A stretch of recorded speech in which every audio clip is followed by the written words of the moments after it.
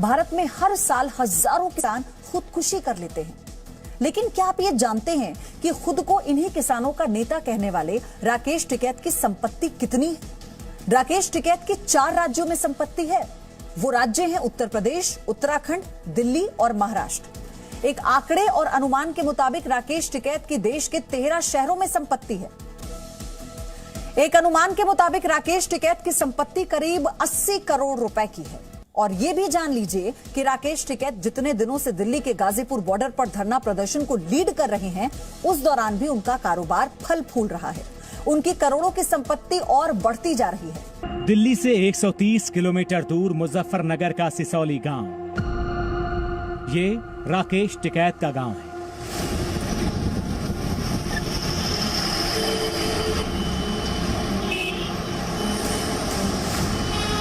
खुद को किसान नेता बताने वाले राकेश टिकैत के आर्थिक साम्राज्य की कहानी सिसौली गांव से ही शुरू होती है। कभी 5-6 बीघा जमीन के मालिक रहे टिकैत परिवार के पास सिसौली में 110 बीघा खेती की जमीन है।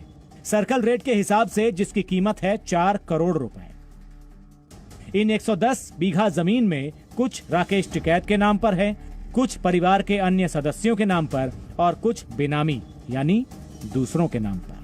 अब सिसौली गांव से अलग राकेश टिकैत की संपत्तियों पर गौर करें तो उन्होंने हरिद्वार के इकबालपुर गांव में शुगर मिल के पास 75 बीघा बेनामी जमीन खरीदी।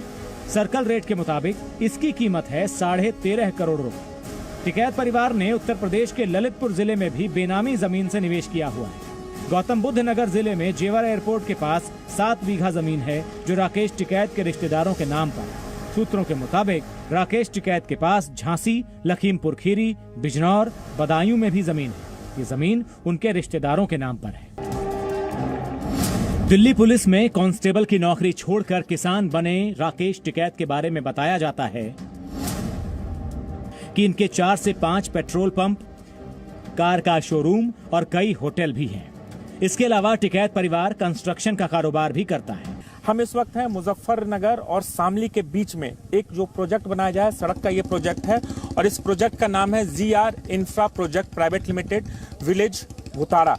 इस प्रोजेक्ट में किसान नेता राकेश टिकैत के बेटे चरण सिंह की बेनामी पार्टनरशिप है और बताया जा रहा है कि राजस्थान के जो एक बड़ा बिल्डर है जिसका नेतृत्व में बनाया जा रहा है ये प्रोजेक्ट, उसके साथ पार्टनरशिप है और सुभाष मतियान इसके साथ पार्टनरशिप है और इसी के तहत यहाँ पर काम चल रहा है। और ये जो सड़क आप देख रहे हैं ये सड़क मुजफ्फरनगर से पानीपत तक के लिए बनाया जा रहा है और इसमें राकेश टिकैत के बेटे चरण सिंह की बेनामी पार्टनरशिप है।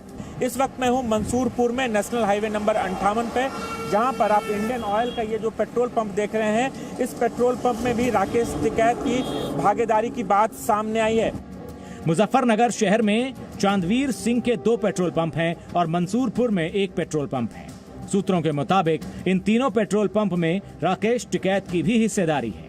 इसके अलावा मुजफ्फरनगर में ही अशोक बालियान के पेट्रोल पंप में भी राकेश टिकैत का पैसा लगा है। बताया जाता है कि रुड़की में 1 पेट्रोल पंप, मारुति शोरूम और 1 होटल में राकेश टिकैत की बेनामी हिस्सेदारी है। इसके अलावा उनके कई ईंट भट्टे भी चलते हैं।